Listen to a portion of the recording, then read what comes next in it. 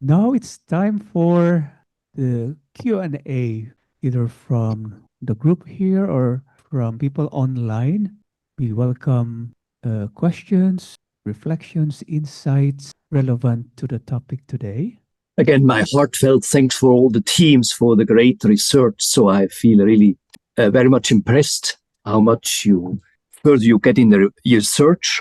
And I found also very productive how the team in Macau applied the entitlement theory of Amartya Sen. Now, my question is related to the case studies in the Lebanon, when you state that the most vulnerable groups are the displaced families in southern Lebanon.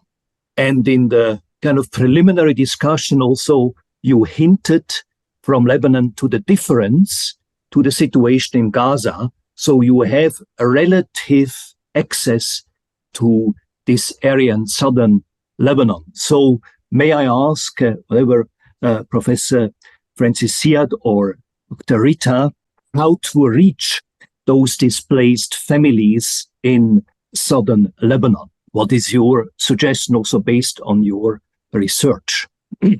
How can we reach families in southern region in Lebanon, or the displaced that changed them? Yeah, how to reach out to displaced families, especially those in this region of southern Lebanon. So, okay, we got in touch with municipalities, with schools, with NGOs, with listed of names, and we got into these families that they were displaced from the war areas, especially municipalities that distributed families in the regions, in the schools, maybe shelters. So we took those lists and got in touch with them. They didn't stay in South Lebanon. They moved. They moved due to war. So when they have changed the region, we went directly to the municipalities and NGOs that are working on the ground, and they provided us with lists of names and numbers, and then we start working with each family to know what they need, surely, and mainly food assistance. Yeah, I think it's worth mentioning here that not all the displaced families were registered for religious reasons and political reasons, which sometimes go across, because some of them they belong to families what they call the fighters, the resistance in the south, and their aids are coming from somewhere else. So it's kind of they were pressured not to get aids from somewhere else and not to register. So the lists were mainly through municipalities because, for example, where I was living, municipalities, they wanted all the newcomers to register there for security reasons as well, because some of them, they didn't want some of them to be targets and bring the bombing to new areas. So that was kind of a mishmash. So some of the names they were registered. I would say those who were involved in the war were not, like personally or family-wise. Families. Yes, so they were not registered, and they were probably forbidden from being registered because they were getting money from somewhere else. They were not getting food; they were getting money actually, just a car of cash, a bus of cash, turning around and distributing cash on families. So thank you for mentioning this, because we had faced a problem. Do you remember when we went into a shelter trying to also register some more names and families, and when on my way out, some of them took this paper and put it into trash. Like Dr. Ziad already mentioned, they were scared someone would target them, and they were in connection with Hezbollah, just to say it. Okay, so they were forbidden even to declare their names and numbers. Okay, thank you very much. We have an alumna here of USJ, would like to ask a question? Well, thank you very much for your sharing. I'm particularly interested in the case studies in Macau. And I was wondering, since you have done a lot of interviews, qualitative research, I was wondering how would you evaluate the success or results of these programs, especially you just mentioned about the accessibilities of food, and do you regard are there any particular characteristics of these service receivers, and do you regard they are mainly helping the local residents instead of the migrant workers? Thank you. Anyone can answer? Based on the interview, I think that all the candidates, there are highly trust government. Most of them, they think that, oh, if I have any problem, I trust Macau government have different welfare system. And if cannot, Macau is a part of China. China can solve the problem. That is makes me so surprised. Yeah.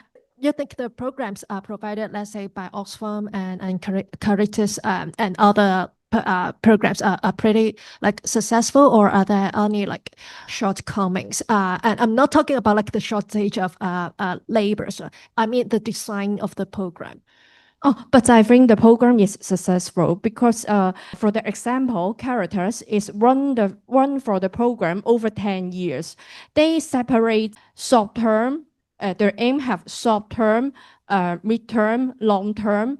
They have different aim for their candidates. One for the short term is their service not only cover for the Macau residents. Also, if you is come from the other country, if you have the food problem, they also can solve it and have a service, help them how to find the relate association to solve the problem. So I think that it is a successfully, and I visit from for different association. I also make me surprised that not only for the food service, they also provide mentally service for how to overcome their emotional, their loves, yeah, etc. Thank you. We also have a program for improve their skills that make them how to return, how to find their work and make them helping beneficiaries regain dignity and strength. So that is, I think that is more important.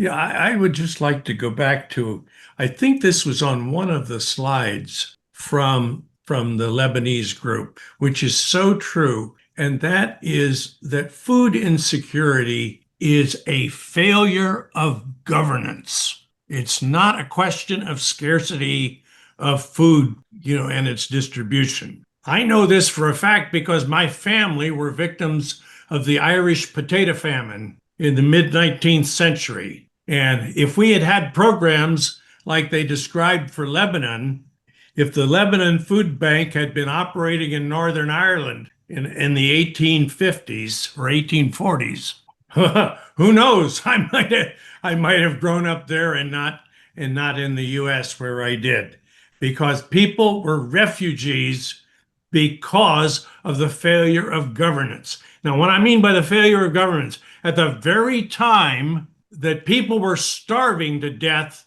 because of a lack of food security in Ireland, the British who owned the place were, they were still exporting food from Ireland, potatoes, but they weren't giving it to us who were producing them. So again, the focus, I think, so well in each of these cases, it shows up in different ways.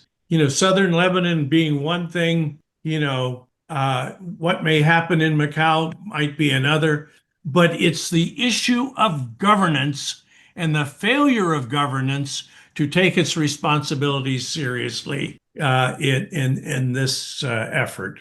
This one from online, Fiona Lazaro wants to ask a question. Hi there.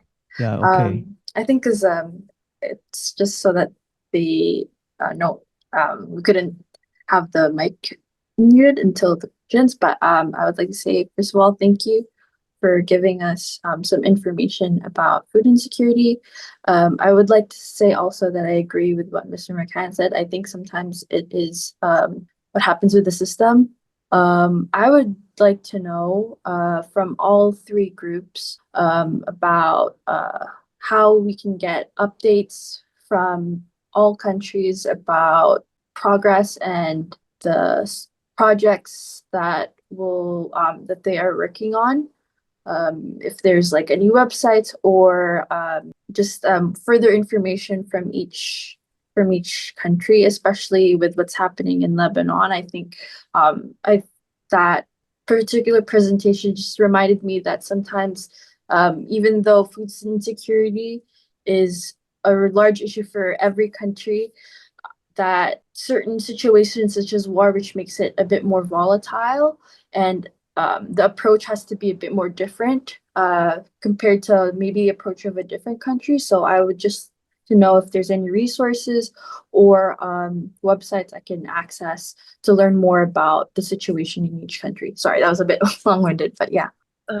We do not have a website, but we already submitted, and I think Father Stefan is going to publish our reports, and we would like to give you our emails so we can stay in touch and we can answer and send you any document you would like to have or you require.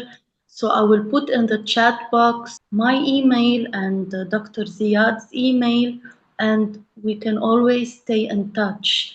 And allow me to say that from Lebanon's experience, we have seen that communities, even under extreme crisis, they can remain resilient when given the right support. And in Lebanon, we only ask, and it will be our responsibility to, and with sure the international team, to turn this resilience into sustainable solution.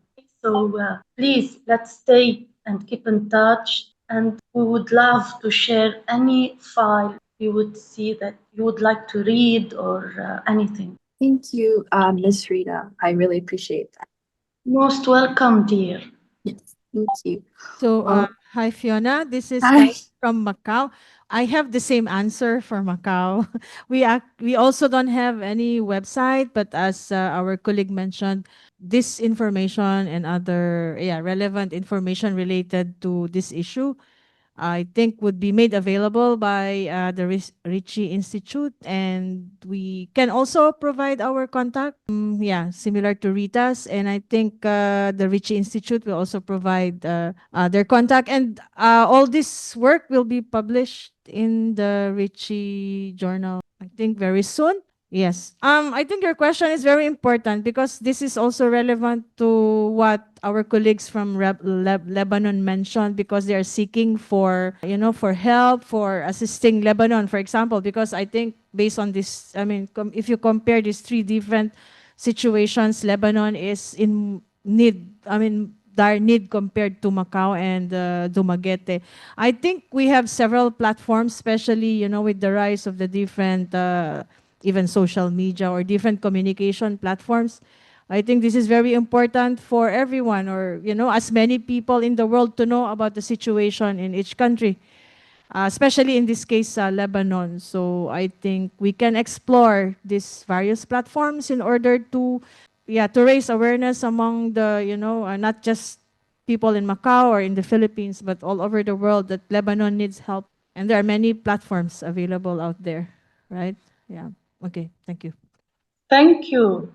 Thank you. All other one, I guess we have to wrap up everything now with networking as a suggestion or recommendation for all, that we can learn from each other.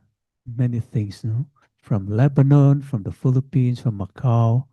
It's through the use of networking that we can further investigate, research, and share resources, insights that we can continue to learn from each other. So we have so much to do, not just here in this conference or in this talk, but after what we have heard today, we can do a lot. And with your beautiful insights and contribution to the research, more and more would join in the research and be part of the research and can contribute to the so-called how we can promote human dignity. That's about hunger, but really about human dignity. But through this project, hunger, that we can reach out to people. So I think in the future, when we have other forums, welcome to be part of the forum. We appreciate everything that you have shared today. So in behalf of MRI, I would like to say thank you to all the people here. Karen, Alexander, Crystal, Dr. Siad, Rita, Dennis McCann, and people online. Thank you very much. It's been a wonderful night that we have today, and we can be contributors to this project. So I will say till next time, till our next forum, have a pleasant and a nice evening to all. Thank you very much.